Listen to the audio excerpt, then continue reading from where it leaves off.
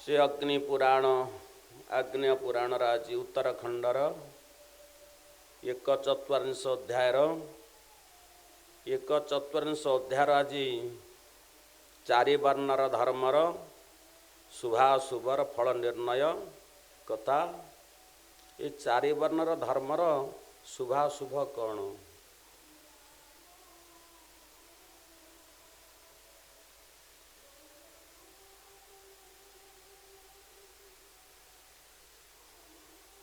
शौनकवाच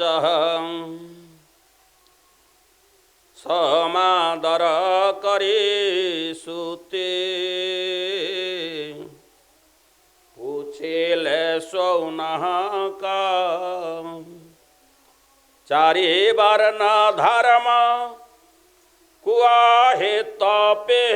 नायक कर्म विपाक कथा इच्छा शुणिबारी।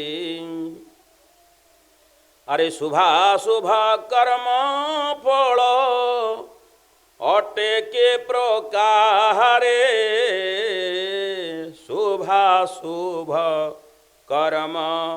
फल अटे के प्रकारे। सुनिए पौराणिक सूत सुत मोहाज्ञानी धीरे कहियार भिले मधुमय वाणी। कर्मर शुभाशुभ कर्म को कर्मटी शुभ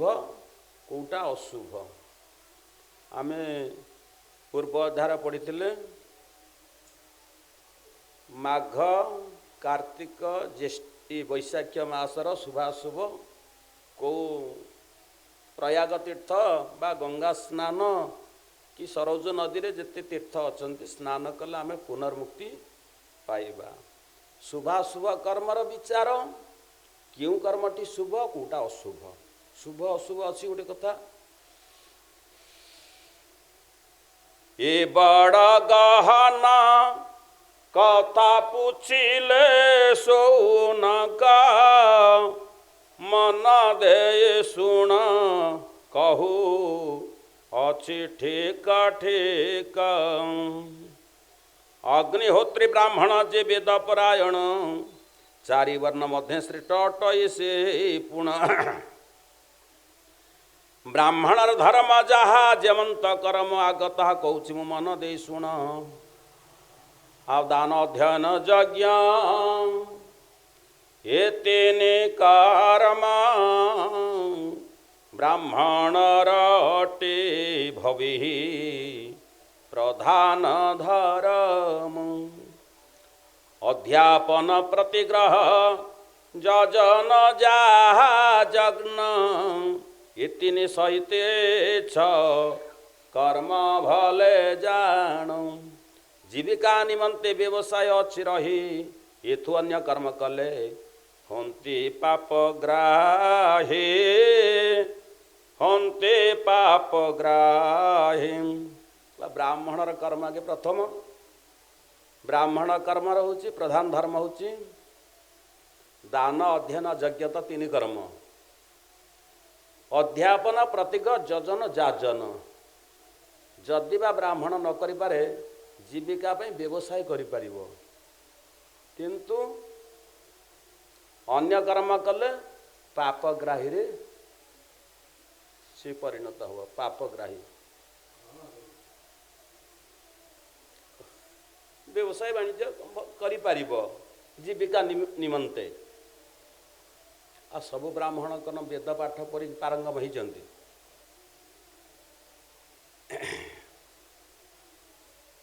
सम दम शौच क्षमा तपस्यास्तिक ज्ञान सारल्य ब्राह्मण धर्म स्वाभाविक। क्षेत्रीय ब्राह्मण धर्म कर्मला तापर क्षेत्रीय कथा शुणा। क्षेत्रीयर धर्म कर्म सुणामो ने बारा टे क्रम कर्म प्रधान अटये राजार दान अध्ययन यज्ञ एतेने सार अस्त्र चालन रजा पालन आबर ये दुई जीविका क्षेत्रीय जे भूषण शौच अन्य जीविका कलटी बोलाए दूषण शौच तेज धृति दाक्य अभिमुखर रण दान औषभाव स्वभावक क्षेत्रीगण वैश्यर विधि त्रिविध धर्म कर्म ये संसारी दान यज्ञ अध्ययन क्षेत्रीय प्रकारी कृषि गोरक्षा वाणिज्य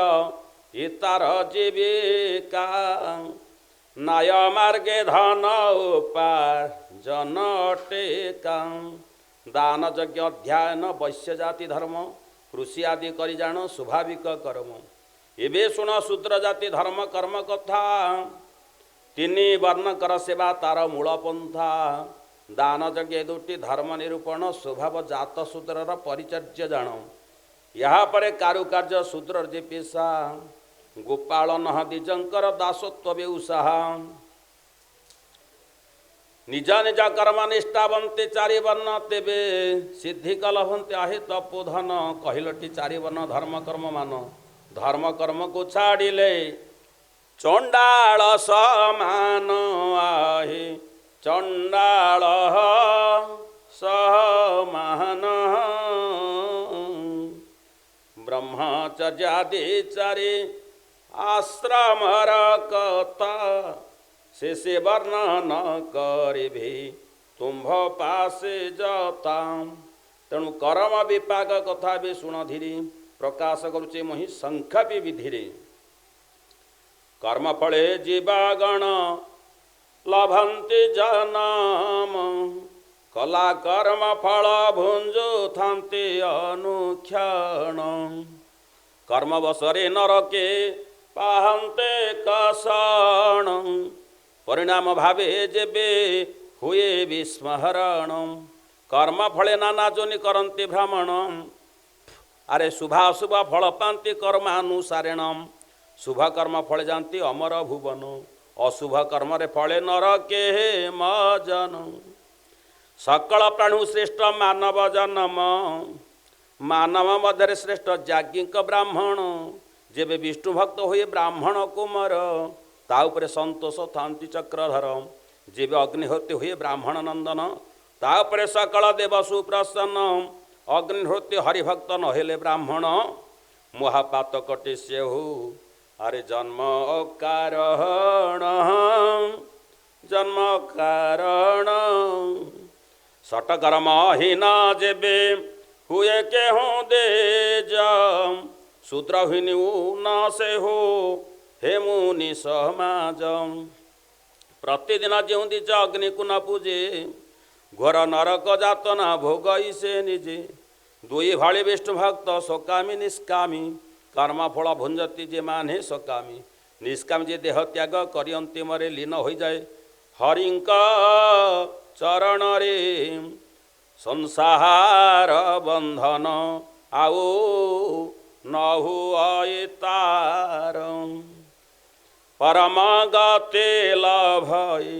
निष्कामी जे नर निष्कामी जे नर द्विभुज कृष्ण को चिंता करे जेऊ जन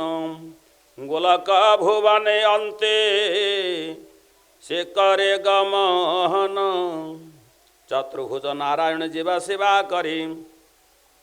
चतुर्भुज हो चले वैकुंठ नगरी सकामी जन वैकुंठ करय गमन पूर्ण च संसार चिल भई जन्म समय पुनि निष्कामी हुए से प्राणी हरि प्रेम मर्जी रहे दिवस रजनी से जन्म अंत्याहु न आसे संसारे लीन हो जान विष्णुपाद निर्भय रे जो विप्र भक्ति न करे विष्णु ठारे अवैष्णव बोली ताको कहते शास्त्र रे जेते दिन मन शुद्धि न हुए तहार आ जेते दिन हरि भक्ति न जन्मे अंतर तीर्थे जाई जदि कले श्रीहरि पूजन अंत काले ब्रह्मधामे कर से गमन पुनः नर लोके जन्म न धरे नित्यानंदे मग्न हुए निज सुकर्म हरे।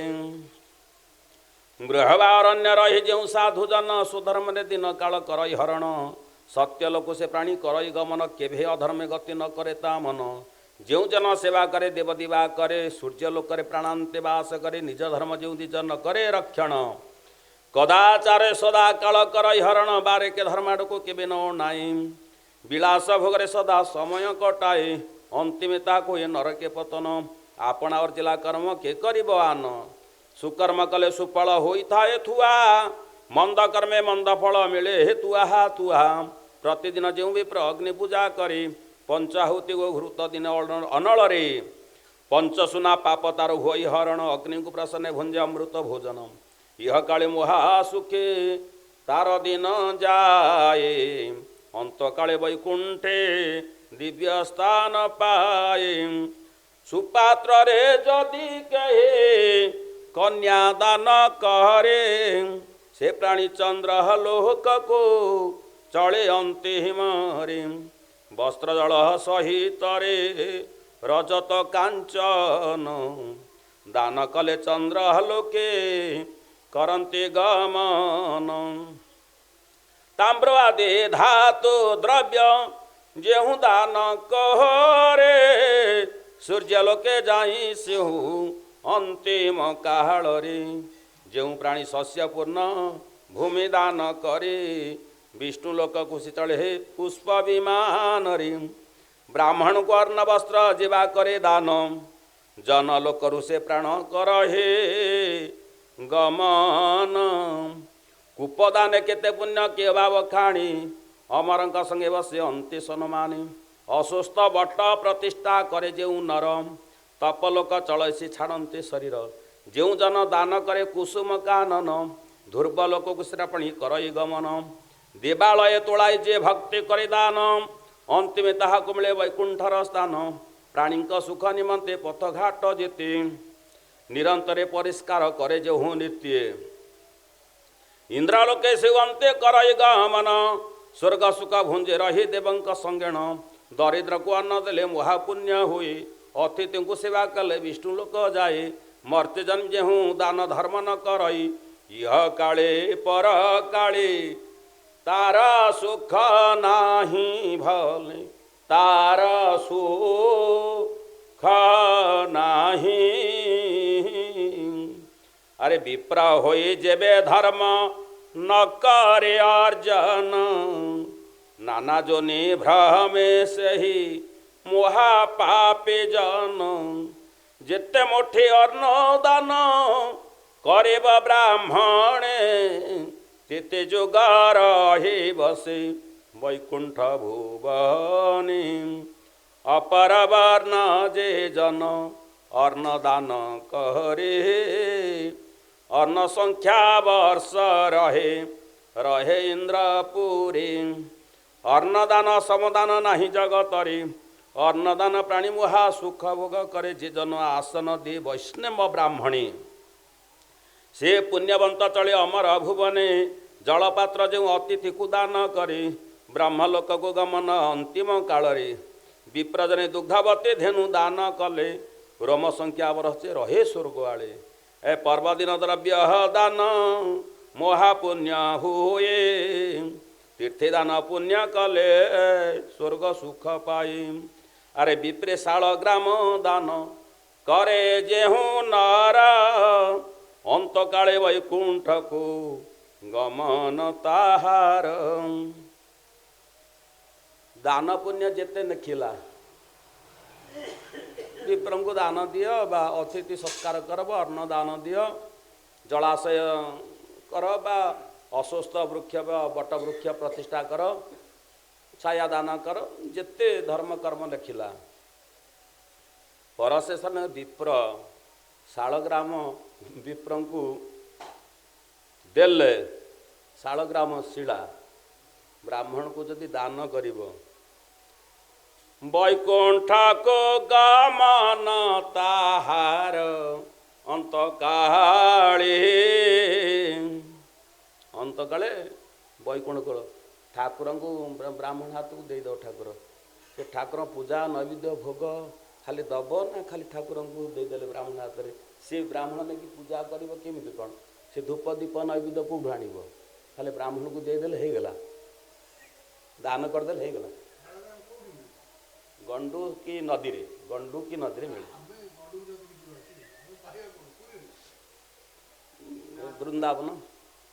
ବୃନ୍ଦାବନରେ ମିଳିବ।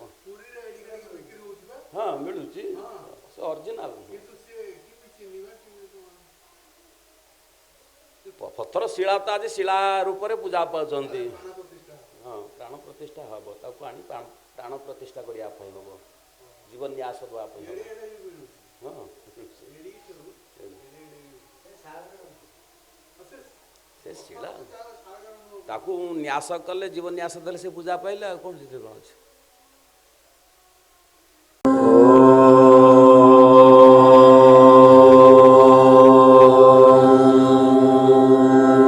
ନନା, ଆଧ୍ୟାତ୍ମିକ ଜ୍ଞାନର କଥା